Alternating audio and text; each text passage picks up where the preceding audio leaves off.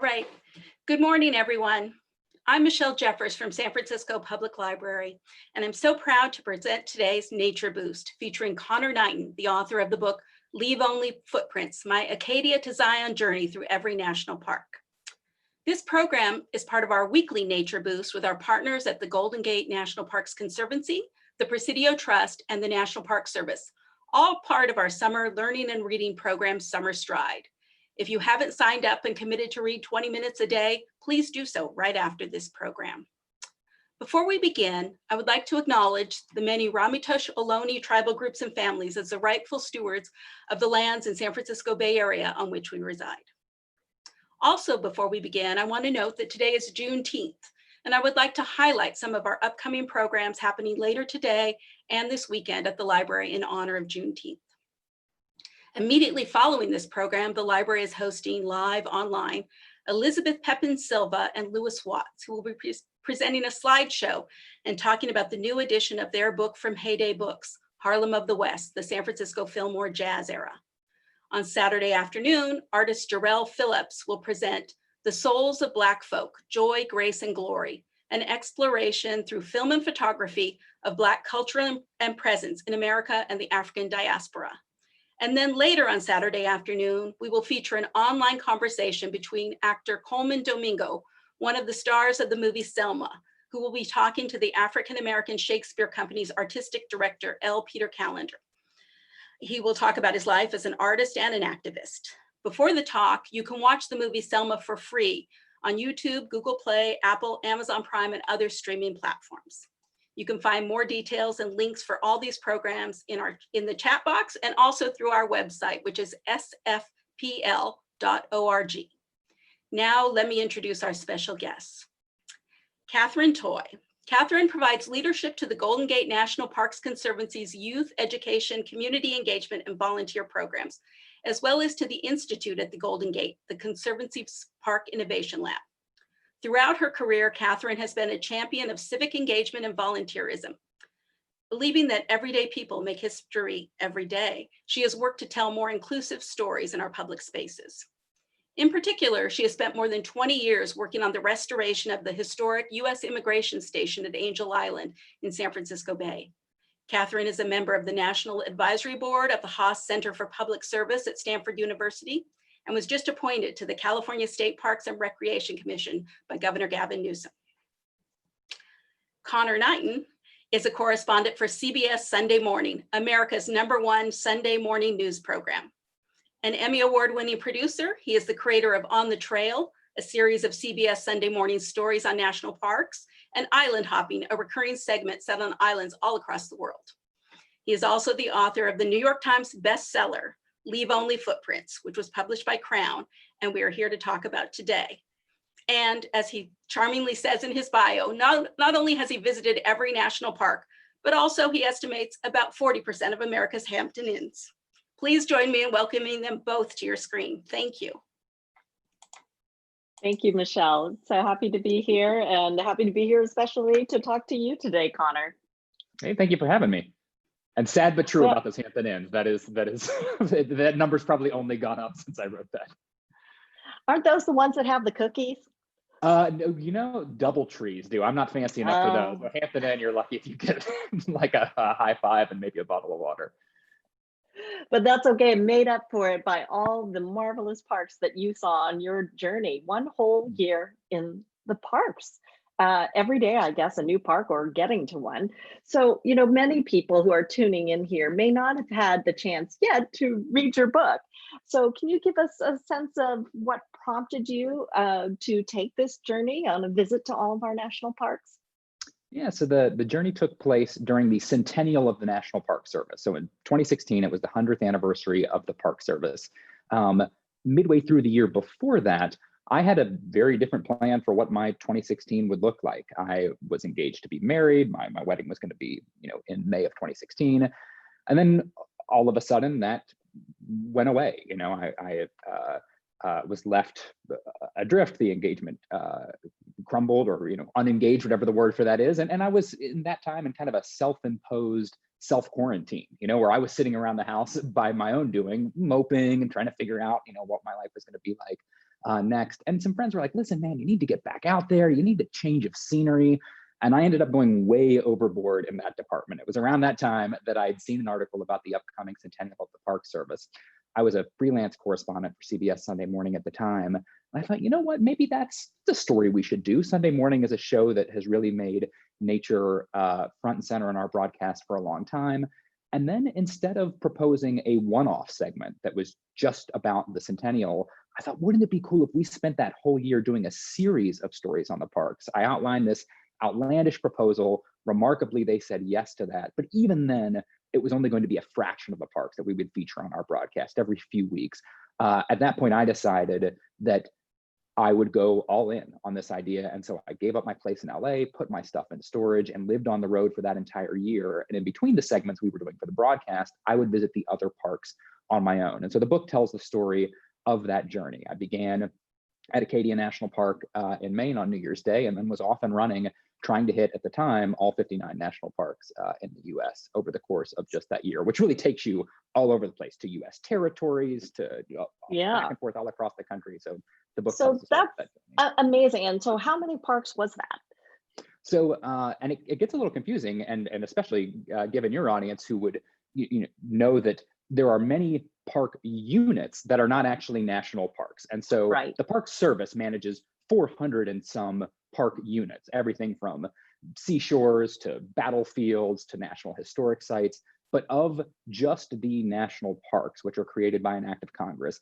at the time there were 59. There are now 62. So a few have been added that I've since gone to since the year that the book documents.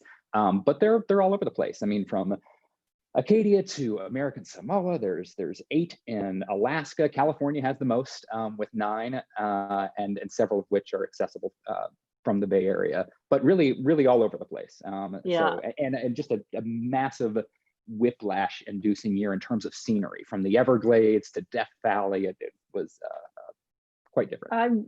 I'm sure, and I was fortunate enough to finish the book just in time, and it was marvelous. And I really made me want to go out and be in the parks instead of sitting in my home for the 3rd month in a row.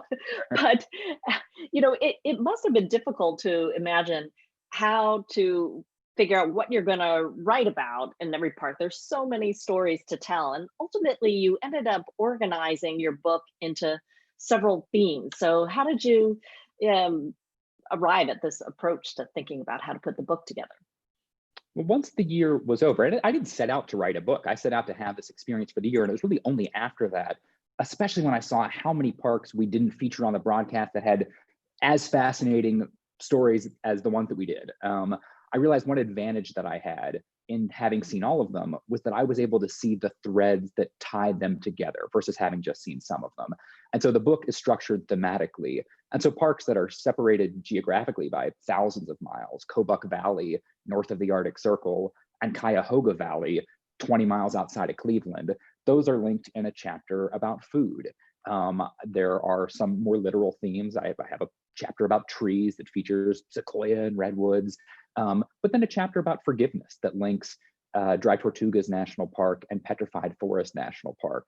And so there are many other themes I could have drawn out, but structuring it thematically, to me, I think highlights really what the Park Service does best, which is to have this vast array of seemingly very different places, and then you're able to pull out the common threads in that. Yeah. Well, it's funny you mentioned both food and because the image in my mind of all the caribou paws, or I don't even know if that's what you call them, that was pretty vivid for me as I was cooking my own dinner when I happened to be, actually I was listening to your book, listening to the caribou paws. You met so many characters and individuals along the way, and people who work in the parks, people who work in the communities around parks, people who you met on the trails. Tell us about some of the more interesting characters that you met in your park journey. Yeah, well, if you're referencing those caribou paws, that was at Gates of the Arctic National Park, which is a lot of the Alaska parks are different than the parks in the lower 48, where you're allowed to hunt in the Alaska parks if it is for subsistence use. If you are a local rural resident, you can hunt in those parks. And that's a tradition that predates those parks by thousands and thousands of years. And so the caribou that migrate through that park, the local community there has relied on that for food. They continue to rely on that for food. And so that was a young man, 16 years old, who provides for his family by hunting the caribou in and around that park. And then I met a 60-something-year-old retired couple at Canyonlands National Park who had been on the road in an RV for a decade. We're not at all impressed by the fact that I'd been at it for 6 months. They were like, okay, this is what it's You're like. novice. Yeah, it's totally. And I was so impressed by their relationship and their love for each other and how they've made life work on the road. And then certainly the rangers. I'm sure there's a boring park ranger out there. I've yet to meet one, whether it was an aquatic archaeologist at Biscayne National Park to someone who spent their life's work documenting the devil's hole pupfish, this 1-inch long fish that lives in essentially a puddle in Death Valley. I was really lucky to interact with many fascinating folks across the parks. And I think there's something about being in a park that makes you more likely to strike up a conversation, even with a stranger. The rangers were talking to me because I was often there as a journalist asking them questions, but just those conversations that happen in a campground, at a cafeteria, on the trail, I really came to appreciate that, and I'd known the places were going to be beautiful, but that social element was a nice surprise for me. That you encounter folks from all walks of life, and you really take the time to have those conversations. And I imagine, I mean, I know that part of your journey you were with a photographer or a friend, and other parts you were solo traveling. But I imagine when you're a solo traveler, you also, there's something in the solitude, but then also in the conversations that you might not have if you were journeying with someone else. Yeah, I think it made me, I mean, there would be days when my vocal cords would creak back to life at 10 p.m. when I would finally check into some roadside motel on the way to my next destination. And I'm sure I freaked out the desk clerk because I was like so eager to talk to someone after a day of quiet. But then I did come to treasure that solitude as well. There's a park, one of the least visited, I think maybe the least visited in the lower 48, Isle Royale National Park in Michigan, which is an island off the coast of northern Michigan. And there, I went days without seeing another person. You're completely disconnected from cell phone service, and that is increasingly difficult to achieve, even at a place like Yosemite. You're probably more wired in there than you would imagine. And so that solitude and alone time was really helpful, where you that much time alone with your thoughts, you really, there's a lot of self-discovery that happens when you I imagine head on a lot of reflection. Yeah, was that absolutely. the part though that you also met a lot of mosquitoes? Sadly, that could apply to several of them. I think that was maybe more Voyageurs National Park, which is in Minnesota, so nearby. Also one that is fairly remote and kind of as remote as you want it to be. So Voyageurs is one of several parks that's largely water. So that's a park where you really need to get on to a boat to experience it fully. And I think the mosquitoes, at least at the island I landed on, had a fair amount of solitude themselves, and we're very happy to have a human to feast on for a little while. I bet. Yeah, they were happy together. But there's some disadvantages to being the only person in the wild when you're the only I bet. Can possibly eat. Now, when you speak about water, there were a lot of water connections in the parks that you were in. And I was really taken by the chapter where of the old man in the lake at Crater Lake. And there's some mysticism about that. Can you tell us a little bit about Old Man in the Lake? Yes, so the old man is a stump. Although there are many at the park who would take offense with calling him a stump. He is much more than that. They found that somewhat degrading for this log that they've ascribed in some ways mystical properties to. It's been floating upright for longer than Crater Lake has been a national park. It's in some of the first notes written about the park, doing exactly what a log you would expect not to do. I mean, it should float horizontally, and yet the old man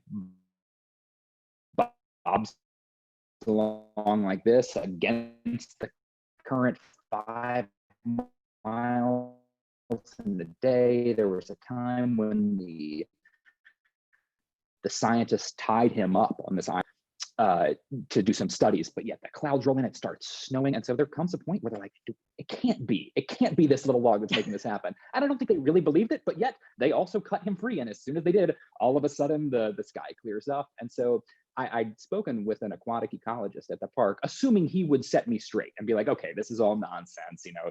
There's no magical power. And even he was open to there being a little bit of mystery. He didn't really, I mean, you could carbon date it or whatever, you could figure out why it's been floating, and he's kind of fine to leave that up in the air. I think maybe because so much of our natural world is so easily explained, and now more than ever, that those few mysteries that are still out there, I think feel more special, and he saw some value in not knowing and having a little bit of that mystery remain, which I thought was nice. And I mean, actually, this is right around the time of the year when the old man is probably being sighted for the first time. So Yeah. that lake is pretty inaccessible during the winter, but when the snow clears up in the mountains, I'd imagine he's bobbing out there right now. I imagine taking a trip like this where you were visiting 59 places in the year took some advanced planning, or maybe not. How did you actually go around or decide like where you were going to go next, and how much in advance were you researching places on your journey? Because it was an unexpected shift in my own life. This wasn't a thing. I mean, you should have planned for years probably to make this happen. And I was very much doing it on the fly with this additional element of seeking out stories. So it would be one thing just to try and visit them all in a year, which becomes a puzzle of weather and geography. Isle Royal, that park I mentioned in Michigan, is only accessible for 4 or 5 months of the year. And then it just completely shuts down. There are no boats, there are no seaplanes after that. Crater Lake, in that point, they were doing some construction along the rim of that lake. So I think there were 6 weeks total in 2016 that you could actually get down to the lake. And so there were some of those that I had as these markers where it's like, if I want to do that, then I have to be there on July, whatever. And then the rest I pieced together as I went. But I mean, it was a fun challenge, but it was a more than full-time job. I was often in one park trying to really experience that and stay present, but also planning maybe 3 months down the line when I would go to Denali National Park in Alaska to see their new sled dog puppies. But you don't know until a few months ahead of time, was there a successful litter? How many puppies are there? And so I'm making a phone call at Great Basin in Nevada, trying to set up a shoot in Denali, and along the way hitting all the ones that I was just going to for fun. So Yeah. it was a puzzle, but an enjoyable one. Were there parks like when you started this and you were thinking in the beginning of the year, all right, I'm going to do all 59, that were really, you were super excited, you hadn't been there, and you were thinking, oh, I really want to go to this park. And then I imagine there were parks that really surprised you, that maybe you could talk about what park were you most looking forward to, and then maybe which one surprised you the most. I guess what convinced me at first that this idea had legs was looking down the list of parks and realizing how many I'd never even heard of. Dry Tortugas, Gates of the Arctic, many, those are fairly remote, but even Great Sand Dunes in Colorado, I'd never heard of before. And so when it came time to pick stories for the broadcast, I think if you'd asked me, even in January of that year, what are going to be the ones that I'm going to highlight on Sunday morning, I would have assumed Yellowstone, Yosemite, the big ones. And very quickly, I shifted my focus away from those because those are the ones What am I going to tell you about Yosemite that you're not familiar with? That's one you would have read about in school. But the second I start in on Great Sand Dunes, from second one of that piece, I think a lot of our audience was like, this is a place, how have I never heard of this Sahara in the middle of the Rocky Mountains? So from a storytelling standpoint, that was valuable to me to explore those. And then just for myself, I was really excited to go to these places that I hadn't seen and in many cases hadn't heard of. In terms of surprising ones, I think I was really looking forward to Alaska. I'd never been before, and I lived in LA for a decade. I think if you tell someone you're going to New York, even for the weekend in LA, big deal. No one bats an eye. You say you're going to Alaska, and it sounds like a foreign land. It is exotic, and yet it is the same mileage and price often and time in a plane than it would be to get to New York. But it just felt very different. So it really opened my eyes to how, from the West Coast anyway, relatively achievable that trip is. And there's so much there. I spent a month in Alaska. I barely scratched the surface. There are many parks. So those are the ones I think I was maybe most excited for. And in terms of surprises, maybe Biscayne National Park in Florida. That's a park that's 95% water, 5% land. If you were to just come for the land, you'd have an enjoyable picnic, but you'd really be missing out on what that park was established for and what it has to offer, which is all under the surface. I got scuba trained and I went diving and went along this underwater trail at Biscayne, diving from shipwreck to shipwreck.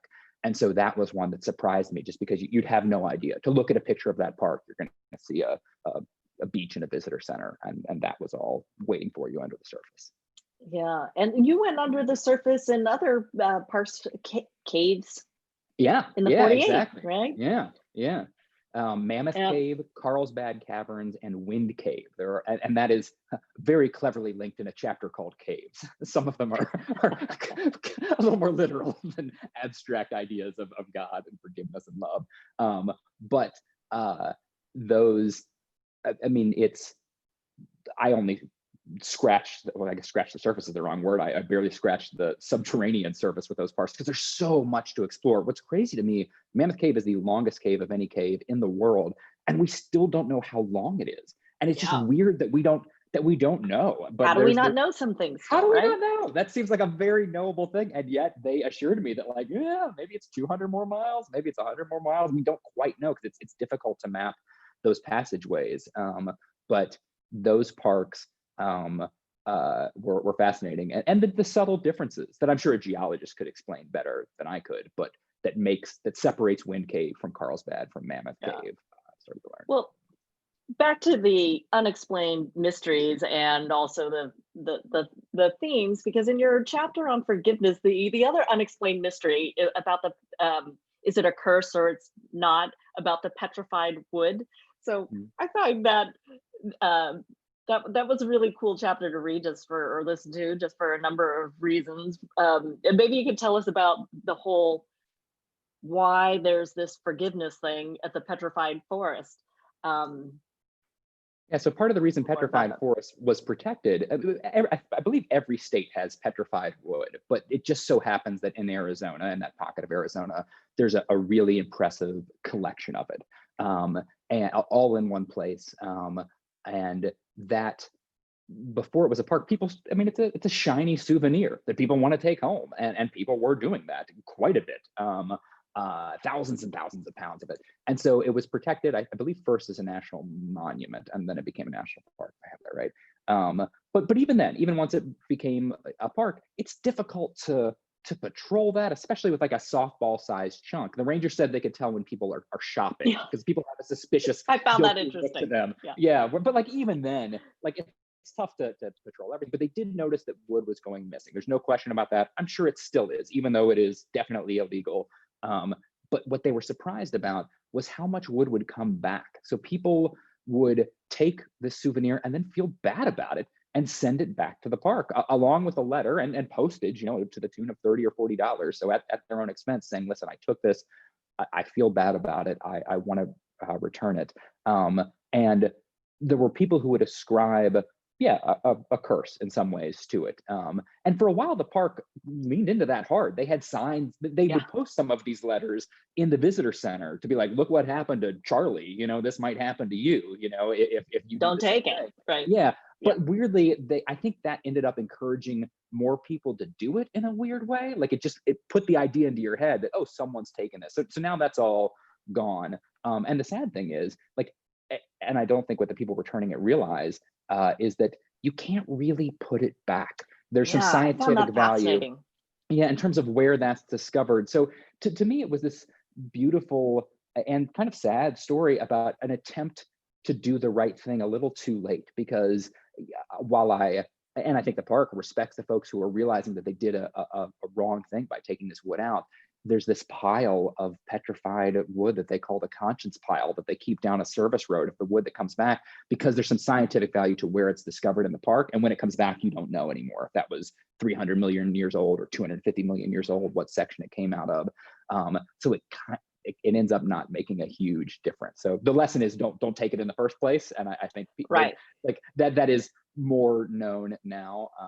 But yeah, there's a problem I didn't even mention it in the book, but at Hawaii Volcanoes National Park, lava rocks are often taken from that park, and a similar sort of a situation happens where people send it back. But again, it's a little too late. Yeah. Now, you were in the park, of course, and in that chapter, you also talk about your own forgiveness. And I suppose it seems like these places, nature inspire us for reflection about so many things, including perhaps forgiveness.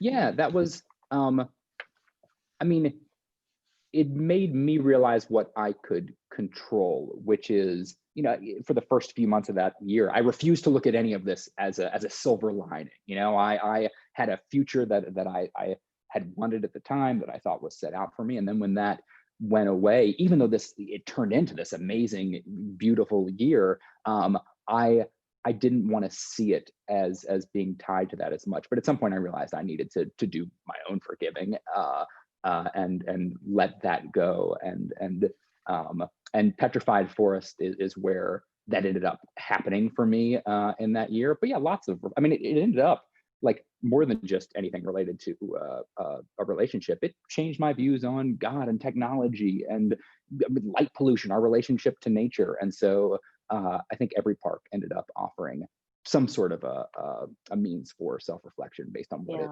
presented to me. Well, there was a lot of information I learned about both light and sound pollution that you write about, and how there are national park staff members who study that and monitor that.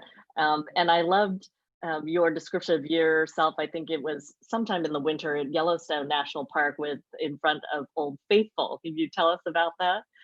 It seemed a little cold. Yeah, negative 34 degrees when I went to Yellowstone. And if you've never been, summer is pretty decidedly the time you'd want to go. That's when the Yellowstone you've seen pictures of, that's spring, summer Yellowstone.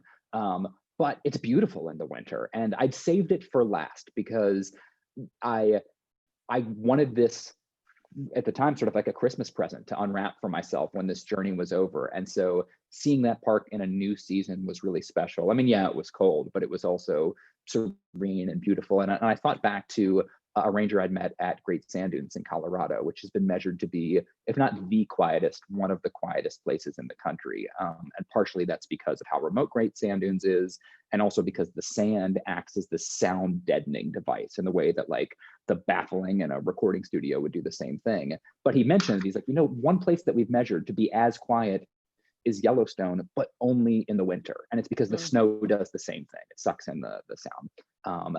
And that it really tunes you in to a whole new world that you're not experiencing in a city, you know. And even in these parks, there's planes that fly over all of them. There is no place in the lower 48 where you can escape the sound of an airplane.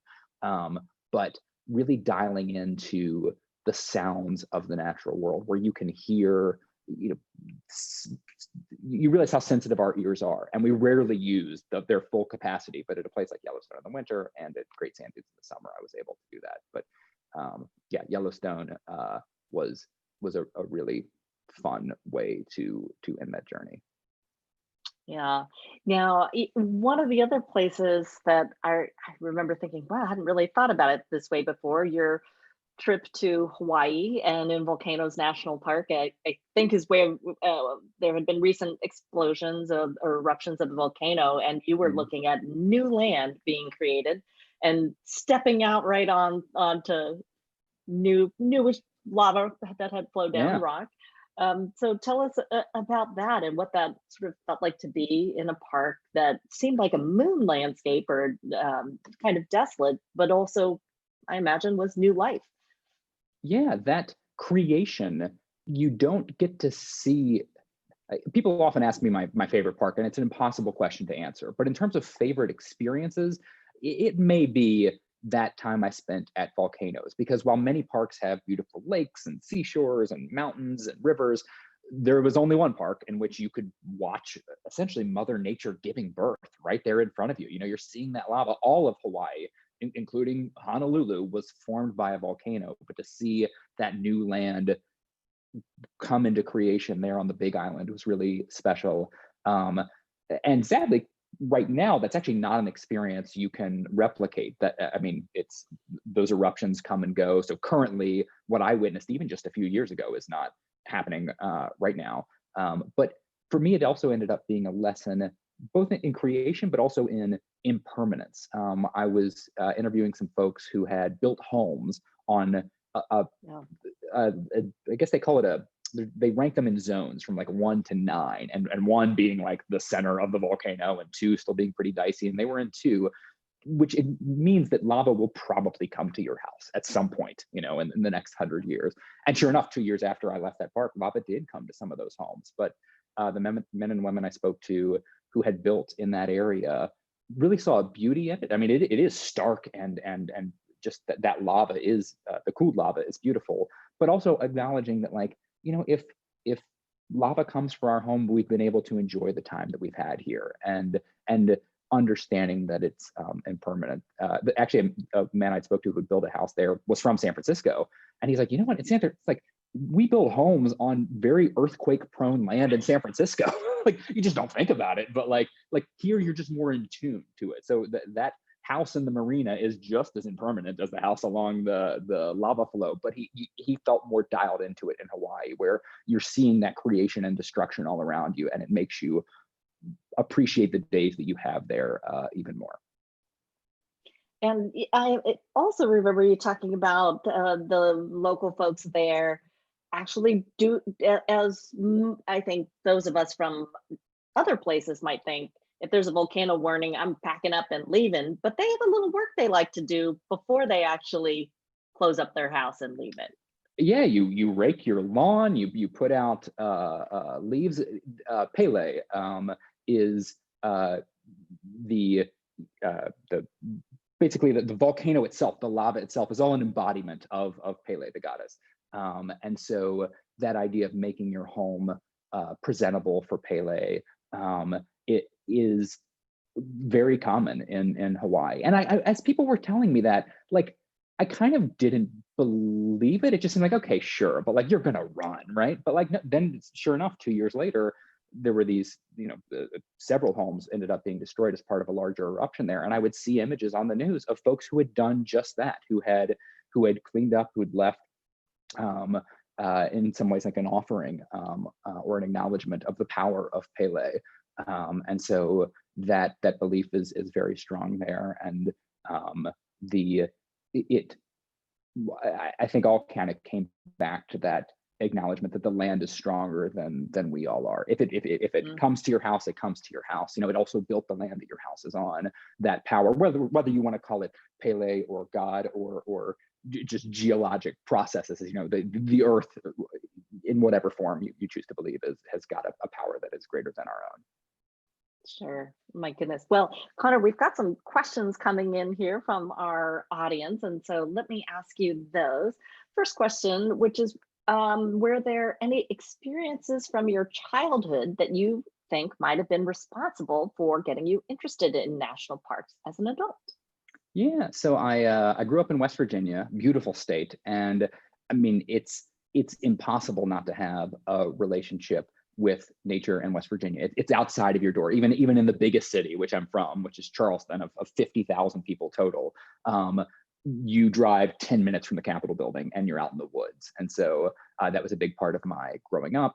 And then when I was 14, I got on a plane for the first time, and we took a family trip out west and visited Grand Canyon, visited Zion, visited Bryce. And that really opened my eyes to just the diversity of scenery in our country. I mean, it looked like Mars as far as my little kid brain was concerned. Like, it's so different than anything I grew up around. And that, I think, ignited this travel bug that has yet to go away, where I wanted to, see all of it. So whether that's the tundra in Alaska or the marshy swamps of the Everglades, that incredible diversity of scenery is something really special. And that all goes back to the Park Service's great idea, which is to preserve these spots and make them accessible for everyone to come and enjoy. Yeah. That reminds me of another chapter that you wrote about diversity in the parks. And as today being Juneteenth, there's for many of us a day of reflection, and I think about the young woman that you met on your journey in one of the parks, I think in Washington State. And then you also had the opportunity to meet with former Secretary of the Interior, Sally Jewell, and do a little hike with her, in which she talked about the national parks being places for everyone, but sometimes there is not everyone feels welcome in the parks. And certainly we've seen that in recent encounters, Christian Cooper bird watching in Central Park, that not all Americans, and particularly Black Americans, feel safe in our national parks. What did Sally Jewell have to say about that? Yeah, I mean, she was making it in more of a survival argument for the parks. Obviously, there's a moral argument where it's like, if these are meant for everyone, in theory, that's not always how it shapes up in practice. And so there's all kinds of issues. And we talked some about this, and I ended up speaking to several folks about this in terms of hiring practices, making it so that a ranger looks like you, and that historically has not always been how the parks have operated. So shifting hiring to make just even the staff more representative. There's making the outdoor industry advertisements more representative. It's very key to have that representation where if you're looking at a Patagonia ad or a North Face ad, that person hiking looks like you and gives you an idea that this is a thing that you could potentially do. But she pointed out that this, America's best idea is an idea that evolves every year. And if years from now, as the demographics of the United States changes, if the folks voting, the people in Congress are never felt welcomed in these places, why would they prioritize them to continue to protect? So it is just key to the continuing funding and existence of the parks to make sure that the America that they serve is feeling welcome there. And there's a history in the parks. I went to Shenandoah National Park that once had a whites only campground, and that was not that long ago. And the repercussions of that are still felt today. And so there are a variety of groups that have sprung up to kind of fill the gaps where maybe the government hasn't always been the best at it, where it's affinity groups who will take a group of hikers to say, listen, it's not just going to be you, it's going to be several folks, and let's lead that trip. So there's all sorts of work that needs to be done. It's been encouraging, even in the few years since I made that trip, and I'm embarrassed, it took me a few parks to notice, oh yeah, it's a lot of white people at these parks, and you see that if you walk into an REI as well sometimes. But I do think that has started to improve since then, if only if people are becoming more aware of that as an issue. And so there's also some diversity in the stories that are told in these parks. So it's the same landscape, but highlighting another story. Mammoth Cave, which you referenced in Kentucky, the first guides at Mammoth Cave were Black. And that's a story that the park didn't always do the best job of highlighting. And now it comes up on every tour. And so continuing to broaden the scope of the stories that are told within these landscapes. And I do think that's super important. It's part of what makes our democracy work in these public places, is having relevancy and telling stories and having people that look like you in the parks. And the two organizations I think that you may be referring to that are affinity groups that really encourage and facilitate outdoor gatherings were founded right here in the Bay Area. So we have Outdoor Afro and Latino Outdoors. So two great places, organizations. Other questions that are coming in here. Can you tell us about any memorable wildlife encounters that you may have had? Yeah, so the one that jumps to mind right off the bat is at Katmai National Park in Alaska. If you have ever seen footage of bears eating salmon, that probably came from Katmai. They have what they call a predictable eruption at Brooks Falls, which is in the central area of that park, where every year around this time, maybe a month from now, there's the salmon, which are bound for the spawning grounds of their birth, are hopping up over that waterfall. The bears have figured that out. And so it's this almost like a conveyor belt sushi restaurant for bears, where they just hang out and chow down on the salmon that pass them by. And so that was stunning to watch. And it's the only park that I've been to where there's a required orientation. So when you land at that park or you know, come via ship, they have a bear school orientation where they step you through the bear basics. They tell you some of it's very basic, just keep your food in these lockers, make noise. And that second half of that is what I had forgotten one evening, because I was enjoying the park in the way that I enjoy a lot of parks, which is a quiet, contemplative stroll, not what you want to do when there's 1,000-pound brown bears around out in the woods and you're by yourself. And so I stumbled upon a mom and her 2 cubs, and I had just very foolishly forgotten my bear school basics. And so then started making a lot of noise and really just trying to communicate, hey, I am not a threat. I am sorry, go back to your evening. You were not after those cubs. I was not after those cubs. And I don't think they were after me either, but like, you know, she sprung into protection mode and kind of followed me down the trail for a little bit. So it was a heart-pounding moment that I'm glad to be able to safely talk about now. But make sure that you make noise, go in groups, clap. The problem is you just feel like a crazy person because you're walking around clapping and talking to yourself. But that is exactly what you're supposed to do. Better crazy than sorry. Exactly, yes. Another question that has come in is, what are your thoughts on how important national parks are to us and the stresses that the Park Service has on keeping them well funded? You know, we've seen several government shutdowns in the last couple of years. There will likely be probably government, cutbacks to the department after, our current economic situation fighting the pandemic. What are some of the stresses, and you may have had those related to you in talking to Park Service personnel? I mean, it's always been an issue. I mean, it is especially true now, but I don't think there's ever been a point in history where the parks have felt especially well funded. It's always a challenge, first to protect them and now to fund them. But what's continuing to creep up is this maintenance backlog, where there's just so much that needs to be done on an infrastructure level, the roads, the campgrounds, the buildings, verging on unsafe in some of the parks. And what is encouraging, I guess, a lot of that's very discouraging. There's programs that could be happening that aren't. I mean, Biscayne, that park with the scuba diving, would love to have more boat tours so more people can go out and experience the wonders that park holds. And yet, I don't know their current situation, but at least in the past few years, they haven't had those. That's a funding issue, more staff, all kinds of stuff that needs to happen. But the parks do enjoy an overwhelming level of support. They have never been more popular just in terms of visitation, which does bring a whole new set of challenges in terms of managing those parks and making sure the visitation isn't damaging the resources. But one upside of increased visitation is the more people who come to the parks, the more fans you have of them. And so it's just translating that love and support that crosses party lines into more funding. And I don't have an easy solution for that, but I am encouraged that there is that much support. So it's finding more, I guess, government funding, and also more creative private and nonprofit partnerships that happen. A lot of these parks could not survive if not for their friend groups that really chip in, and whether that's staffing a gift shop or paying for certain programs that the park wouldn't have money for otherwise, bringing volunteers into the parks.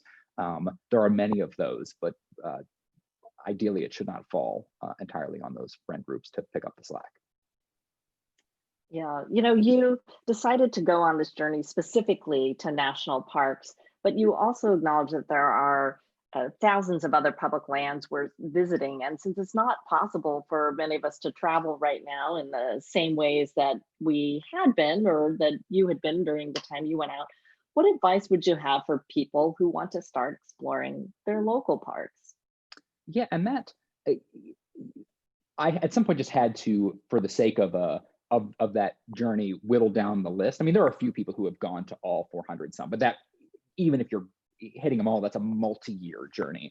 But I know that I left many fascinating, worthy, beautiful places off of my list. And it was as I was headed out on New Year's Eve, the very end of that year, through the Bay Area, actually, where I realized how much is left out there to explore. So I'd started at Acadia National Park in Maine. It's where the sun first comes up in the US, in the contiguous US anyway.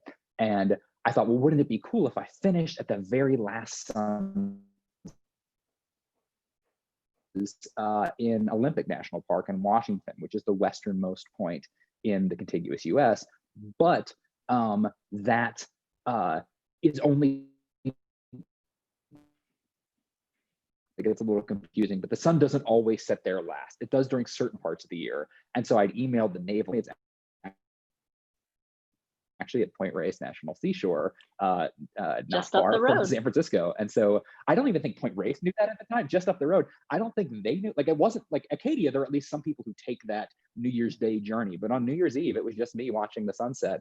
And on your way out to Point Reyes, you're passing state parks, national, Point Reyes is a national seashore, but there's national, I mean, all kinds of stuff, monuments on the way there. And so it was just this last day, last few hours reminder that while that calendar year journey of seeing the parks was coming to an end, there was so much more to see. So my advice is, especially if you're, living in the Bay Area, like realize how lucky you are to have so many great parks at your disposal. I mean, Golden Gate Park for that matter, like there's all kinds of great public lands nearby. Yeah, it's, don't be a park snob in some ways. go to what's close by. And I mean, boy, if you're in the Bay Area, there are some terrific ones. That's right. There's certainly no shortage of parks right here in the Bay Area, whether it be a city park or state park or one of our beautiful parklands or national historic sites here in the Golden Gate National Recreation Area. Well, thank you very much. This has been such a delight to talk with you, and I feel like we could keep going for hours here. But I really do hope that everybody's going to check out your book, which I'm sure is available at the San Francisco Public Library. It is, yes. Indeed. Thank you, both of you. What a wonderful conversation. I did want to say there is an ebook version of Conor's book from the library. You're going to love it. Or while the libraries are still closed in San Francisco right now, support your local independent bookstore. You won't regret buying this book. It is absolutely a delight. Thank you for joining us today. Come back every Friday for our weekly Nature Boost with the National Park Service and the Golden Gate Parks Conservancy. Thanks, everyone. Thank you. Thank you.